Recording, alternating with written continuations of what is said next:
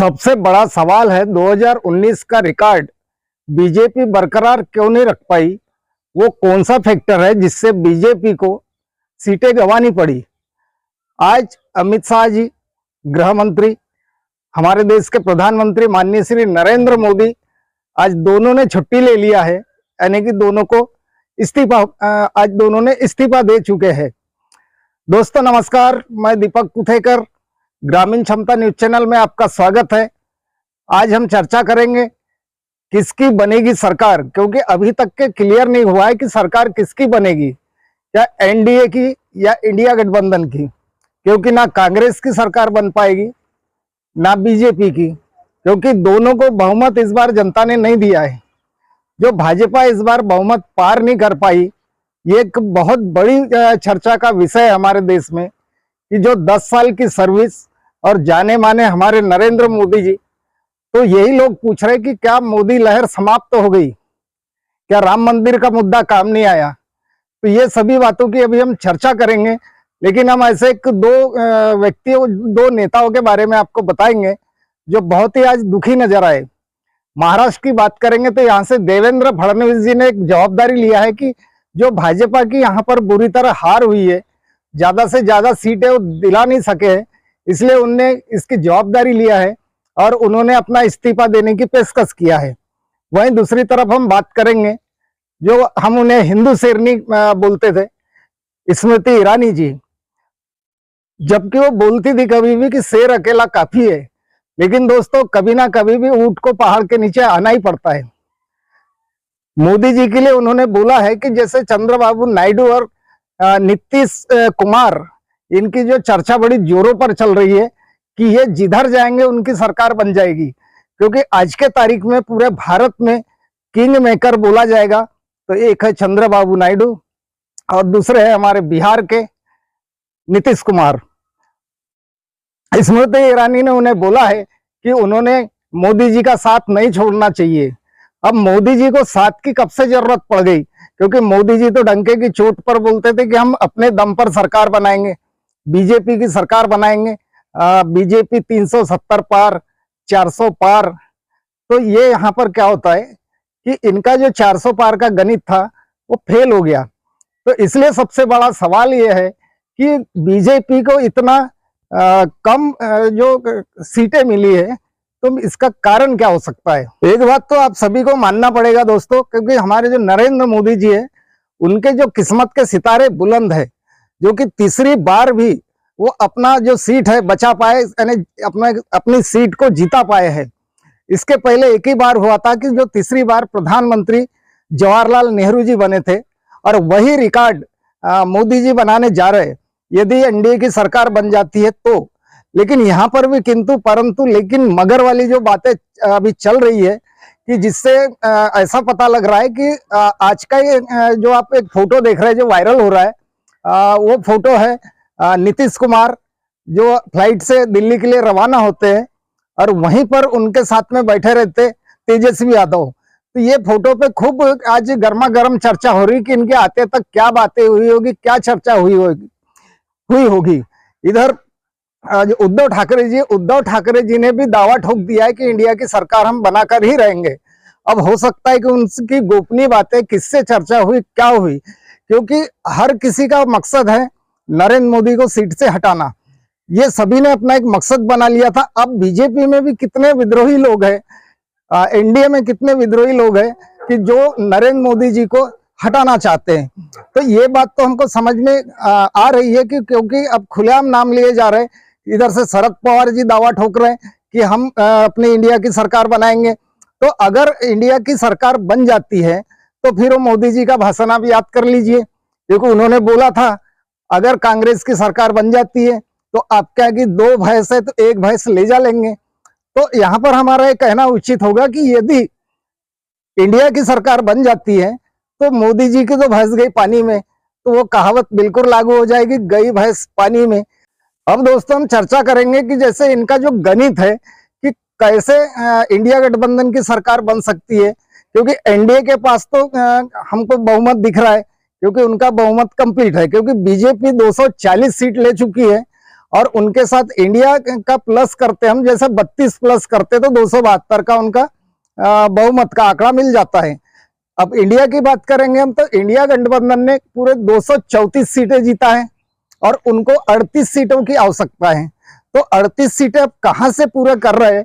अब यहाँ पर कुछ ऐसी पार्टियां हैं जैसा जेडीएस है, टीडीपी है, आरएलडी है, फिर पप्पू यादव जी भी है।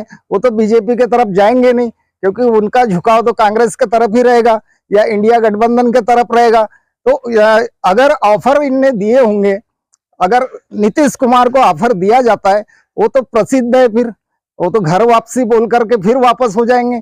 और एक घर वापसी वाला जो अभी चल रहा है, तो यहाँ पर एक और कुछ जनता से हमको ये समझ में आया है कि जो ईडी के डर से, सीबीआई के डर से, जेल के डर से जो बीजेपी में गए थे, जो जिन्होंने बीजेपी को समर्थन दिया है, तो वो कुछ लोग भी वापस हो रहे, एक अपना एक अवसर समझ रहे कि मोदी जी को हटाकर यदि इंडिया गठबंधन का प्रधानमंत्री बनाया जाता है। अब इधर तो राहुल गांधी ने और मल्लिकार्जुन खड़गे जी ने क्लियर कर दिया है कि उनको किसी भी प्रकार का पद का कोई लालच नहीं है। यानी कुल मिला के वो भी चाहते कि इंडिया गठबंधन के तरफ से कोई भी प्रधानमंत्री बने। नीतीश कुमार को यदि प्रधानमंत्री का ऑफर दिया जाता है, और जहां तक उनको प्रधानमंत्री का ऑफर दिया जा चुका है, तो एकदम जाहिर सी बात है कि इतना अच्छा अवसर वो छोड़ेंगे नहीं। अब चंद्रबाबू नायडू की भी बातें जो निकलकर सामने आ रही कि उन्होंने भी बीजेपी में कुछ अपनी डिमांड रखे हैं, कुछ बड़े बड़े पदों की मांग किया है।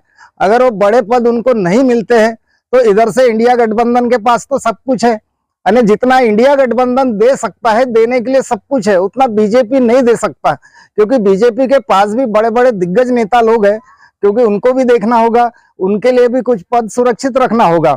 अब इधर हम इंडिया गठबंधन की बात करेंगे तो यहाँ प्रधानमंत्री किसी को भी बनाने तैयार है, सीएम, डिप्टी सीएम किसी को भी बना सकते। तो यहाँ पर कुल मिला के ये देखा जा रहा है कि इनके पास पूरे ही ऑफर खुले हैं।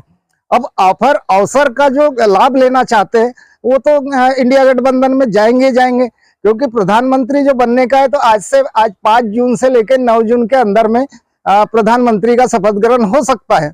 यदि एनडीए गठबंधन के लोग जैसे थे वैसे ही यदि होते हैं तो प्रधानमंत्री फिर से माननीय नरेंद्र मोदी जी बनना तय है, क्योंकि प्रधानमंत्री नरेंद्र मोदी के बनने से जो बाकी लोगों को जो तकलीफ थी वो फिर से तकलीफ में आ जाएंगे, क्योंकि उनको समझ में आ रहा है कि फिर से ईडी इनका एक्टिव हो जाएगा। और जितने भी भ्रष्टाचारी विपक्ष के लोग हैं, जो कि मोदी जी ने मुख्यमंत्री को तक जेल भेज दिया है, और जितने भी भ्रष्टाचारी लोग हैं वो सब जेल में जा रहे हैं, और जो भ्रष्टाचार किए हुए लोग हैं वो जो भाजपा में रहेंगे तो सुरक्षित रहेंगे। तो ये भी इनको सोचना होगा, क्योंकि वहां से यदि निकलते हैं तो उनको इंडिया गठबंधन का प्रधानमंत्री बनाना ही होगा। तो सरकार बनने की अगर स्थिति समझ में आती है तो वहां से जो इनको 38 लोग लग रहे हैं, 38 के जगह 60 लोग 70 लोग भी वापस आ सकते हैं, क्योंकि जो परेशान है वही निकलेंगे, और जो भाजपा में संतुष्ट है वो लोग भाजपा में रहना जाहिर है। महाराष्ट्र की हम बात करेंगे तो महाराष्ट्र का हमने सर्वे 1 महीना पहले दिया था, जो हमारा जो ऑफिस है न्यूज चैनल ग्रामीण क्षमता न्यूज चैनल का, तो ये महाराष्ट्र के गोंदिया में होता है, जो बालाघाट जिला मध्य प्रदेश से लगा हुआ है। यहाँ के हमने करीबी 4-5 जिलों का हमने सर्वे हमने बताया था, जो कि रामटेक, नागपुर, गोंदिया, भंडारा, गढ़चिरौली, चंद्रपुर। तो यहाँ पर हमने केवल एक नितिन गडकरी जी को बीजेपी की सीट हमारे सर्वे ने दिया था। यदि नितिन गडकरी के जगह दूसरा कोई भाजपा का लड़ता तो वो भी सीट कांग्रेस के झोली में जाना तय थी। जैसा गोंदिया, हमने गोंदिया भंडारा कांग्रेस, रामटेक कांग्रेस दिया था, गढ़चिरौली कांग्रेस, चंद्रपुर कांग्रेस, यही हमारा परफेक्ट बैठा है।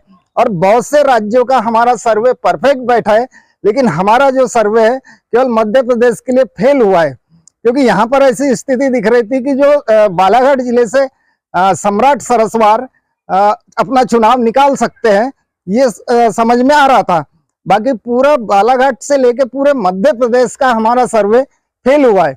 बाकी जगह का हम अनुमान लगाए, हमने जब अपना सर्वे फिर से देखा है तो 80 से 85% हमारा सर्वे परफेक्ट बैठा है। महाराष्ट्र की और एक जबरदस्त खबर निकल कर आई है कि महाराष्ट्र में 8 से 10 दिनों में एक बहुत बड़ा खेला होने वाला है। वो खेला इस प्रकार से होगा कि जो उद्धव ठाकरे जी है, ये अपना चुनाव चिन्ह वापस लेने का दावा करेंगे। सुप्रीम कोर्ट ने बोल दिया था कि ये जो चुनाव चिन्ह है ये किसी का भी स्थायी नहीं होता है, जिसके पास सांसद ज्यादा होंगे उनको ये चिन्ह, चुनाव चिन्ह मिल जाएगा। अब यदि ये वाली बात सत्य हो जाती है तो यहाँ एकनाथ शिंदे जी का जो गुट है, अब वो असली शिवसेना नकली शिवसेना का यहाँ पर निर्णय हो जाएगा। दूसरी बात, फिर जो शरद पवार जो एनसीपी वाले हैं, तो उन्हीं के जो गुट में से जो निकल के जा चुके थे, जो भाजपा को समर्थन किया था, प्रफुल्ल पटेल, अजित पवार, इन्होंने इनका घड़ी निशान भी रख लिया है। तो अब उनकी जो सीटें लड़ी है तो वहां पर जनता ने उनको बिल्कुल जो रिजल्ट दिया है तो बेहद चौंकाने वाला रिजल्ट है और बेहद शर्मनाक रिजल्ट है, क्योंकि केवल एक ठो सीट अजित पवार की आती है, रायगढ़ से उन्होंने एक सीट बचाया है। बाकी जो शिवसेना से जो शिवसेना शिंदे गुट से जो लड़ते हैं उनकी 7 सीटें आती है, और बाकी का पूरा इंडिया गठबंधन यानी जो शरद पवार गुट, उद्धव ठाकरे, कांग्रेस और एक विपक्ष को जाती है। तो अब यहाँ का जो राजनीति है, अब यहाँ की राजनीति में मजा आएगा, क्योंकि जनता ने जो मैंडेट दिया है, जनता ने जो उम्मीदवार जीता करके उनने बता दिया है कि जो दूसरों के साथ धोखा करेगा तो उनको इस प्रकार का सबक महाराष्ट्र की जनता सिखाती है, क्योंकि महाराष्ट्र की जनता एकदम न्याय करती है और परफेक्ट समय पर ही अपना निर्णय देती है। जो इस चुनाव में उन्होंने निर्णय दिया है ये एकदम सराहनीय है, ये पूरी जनता का कहना है। तो आज दिल्ली में जो मीटिंगें चल रही है, एनडीए का भी मीटिंग आज चालू है और इंडिया गठबंधन का भी मीटिंग चालू है। अब रात में ये बात क्लियर होगी कि अब सरकार बनेगी किसकी, क्या इंडिया के तरफ, इंडिया गठबंधन के तरफ एनडीए के लोग आते हैं या एनडीए के लोग जहां के वहीं रहते हैं। तो ये इस बार का जो चुनाव है बहुत ही दिलचस्प है और अच्छे अच्छे लोगों को भी पसीना आ चुका है कि इस बार की सरकार किसकी, ये बहुत सोचने की बात है, क्योंकि 10 साल की एक दमदार सरकार जो 303 जो सीटें ले चुकी थी पिछले 2019 में, उसको आज 240 पर रुकवा देते हैं, और इधर जो इंडिया गठबंधन है उनको भी 234 पे उनको अपना संतुष्टि मानना होता है। अब दमदार जो दामो मदार है, अब केवल जो जितने एक तो निर्दलीय लोग हैं और या तो फिर जो नीतीश कुमार और चंद्रबाबू नायडू का बार बार नाम सामने लिया जा रहा है। तो अब देखना ये होगा दोस्तों, क्या चंद्रबाबू नायडू और नीतीश कुमार इंडिया गठबंधन को साथ देते या एनडीए में रहते हैं। देखते रहिए हमारा चैनल।